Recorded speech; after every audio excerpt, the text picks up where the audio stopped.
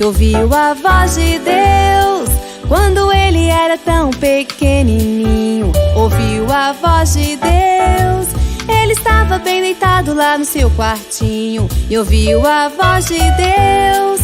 Você pode ser assim como Samuel e ouvir a voz de Deus.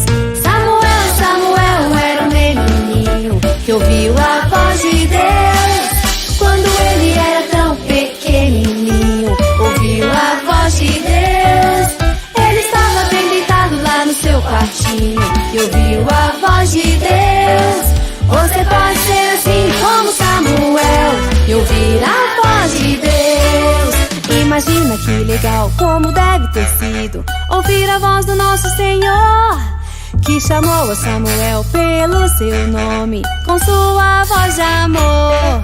E não importa o tamanho que você tem, se é pequeno ou grandão, você pode ouvir a voz de Deus lá no fundo do seu coração.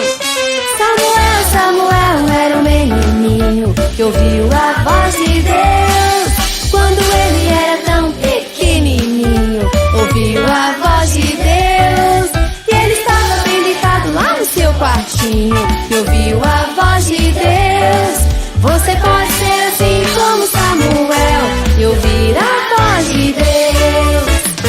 Olha só, amiguinhos, Deus pode falar com todo mundo. Fala com os grandes, com os pequenos. Fala comigo e pode falar com você também. Samuel, Samuel era um menininho que ouviu a voz de Deus. Quando ele era tão pequenininho, ouviu a voz de Deus. Ele estava bem deitado lá no seu quartinho e ouviu a voz de Deus.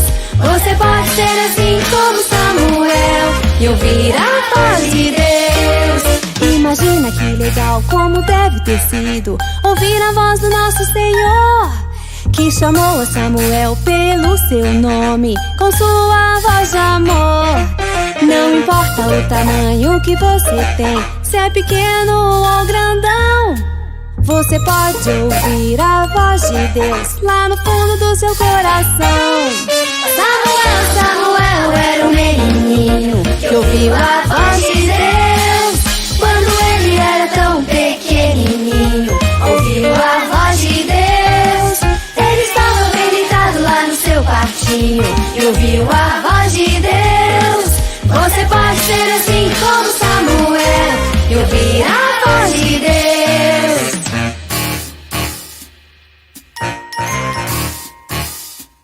Samuel! Samuel!